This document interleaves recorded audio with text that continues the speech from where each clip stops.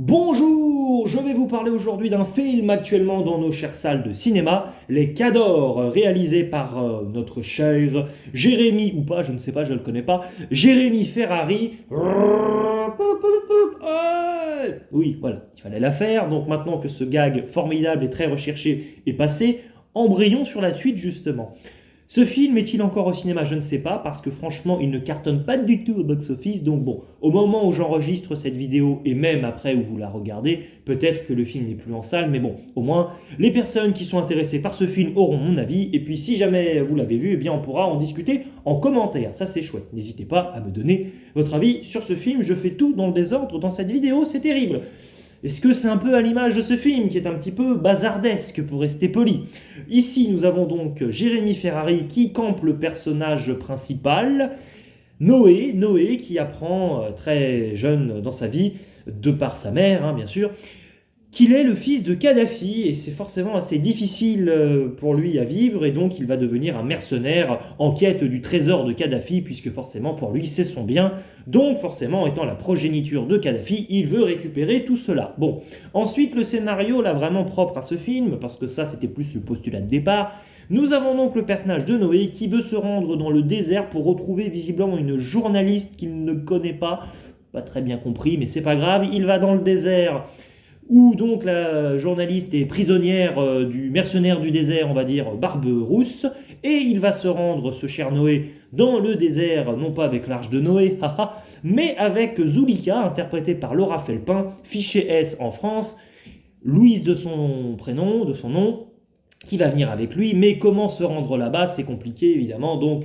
il trouve le prétexte du Marathon des Sables, auquel doit se rendre déjà pour y participer Éric Judor, qui est une personne malvoyante, et donc forcément, bon, tout un périple pour ces trois personnages, et donc nos trois acolytes, on va les suivre pendant tout ce film, et je dis film avec des gros guillemets, pour la simple et bonne raison que c'est un film sans lettres. C'est-à-dire qu'on passe un bon moment devant le film, je ne vais pas être là à l'accabler, à l'injurier de tous les noms. C'est un film comique, qu'il faut accepter et apprécier, parce que j'avoue que j'ai eu du mal au début, bon, introduction du film avec moment télévisé, où justement on a la mère de Noé qui révèle à tout le monde que son fils est le fils de Kadhafi, donc bon, très bien.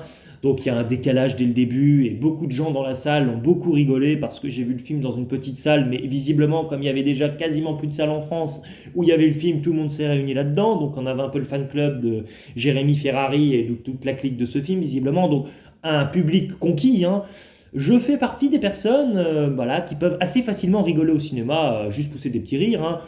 Et puis après, quand c'est vraiment excellent et le summum et le grand graal du comique, comme la bande à Fifi, bon, ben, je peux vraiment me taper des barres, bien sûr.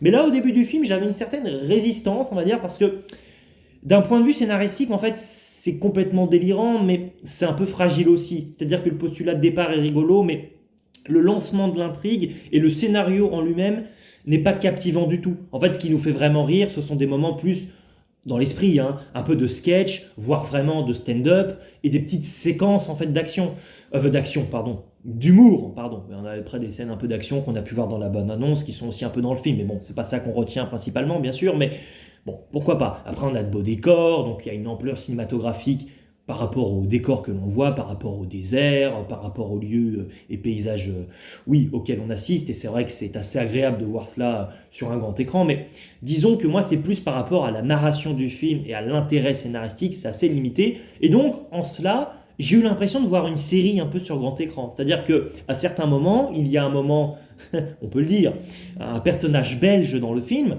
et vu les dialogues, vu les échanges, vu l'écriture globale de certaines séquences, franchement, on pense à du Camelot, par exemple, d'Alexandre Astier. J'ai aussi pensé, alors c'est peut-être la présence aussi de Laura Felpin qui fait ça, mais dans l'esprit, j'ai un peu pensé, l'air de rien, à la série que nous a proposé Jonathan Cohen sur Canal+.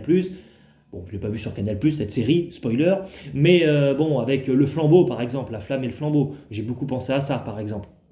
Mais c'est vrai que, donc, à un moment donné, j'avoue que J'ai fini vraiment par être pris d'un point de vue de l'humour au bout de 10 minutes du film, on va dire, avec Éric Judor qui est quand même absolument excellent. Et ça fait plaisir de le voir dans ce film parce que des fois, ses choix de film ne sont pas forcément toujours les bons, hein, même s'il ne prêtait que sa voix dans ce film-là. Mais l'année dernière, dans Le Grand Déplacement de Jean-Pascal Zadi, c'était quand même pas très inspiré de se lancer dans un projet pareil. Mais bon, passons. Mais ici, vraiment, il est très bon. C'est-à-dire qu'il fait sa tête d'idiot, ça fonctionne très bien, il est assez magnétique à l'écran. Et alors voilà, c'est complètement débile. On a des personnages crétins à souhait, ça pousse le bouchon vraiment très loin, c'est over the top.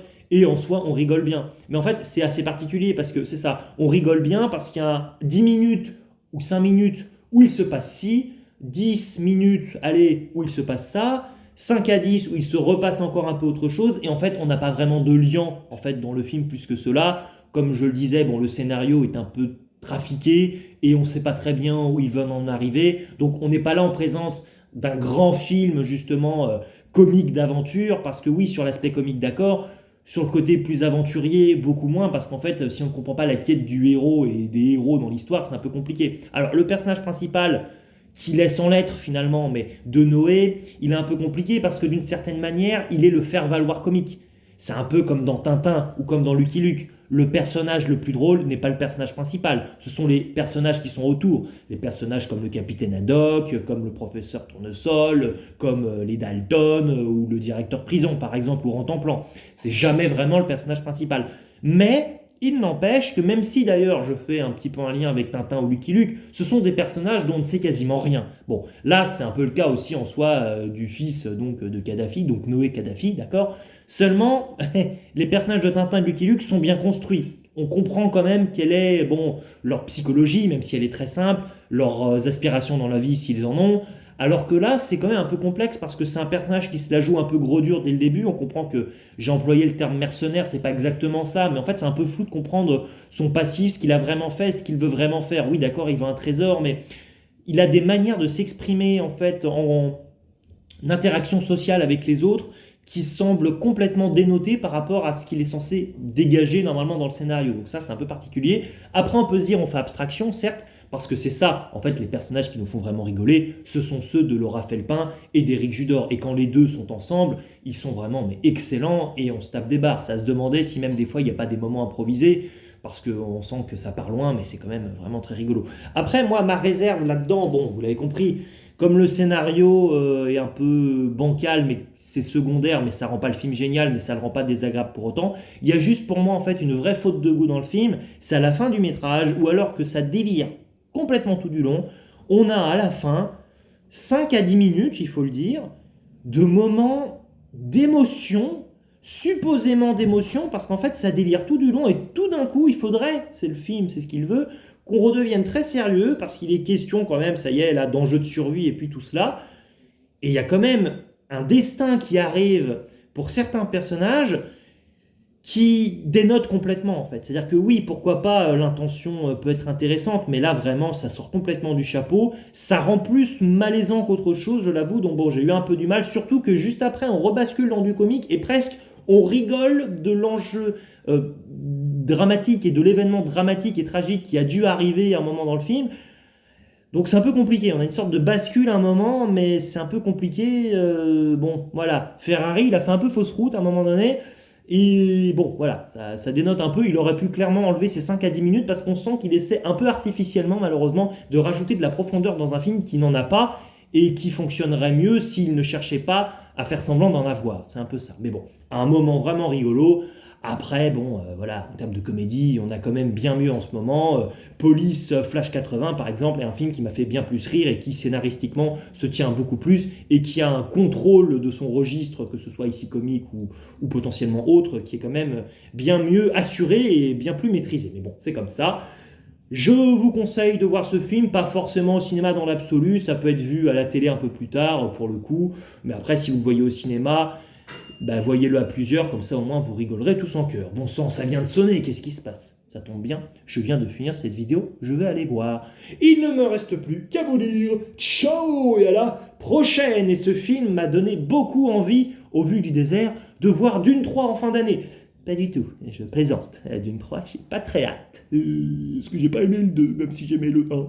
Bref, ça n'a rien à voir. Ciao, à la prochaine.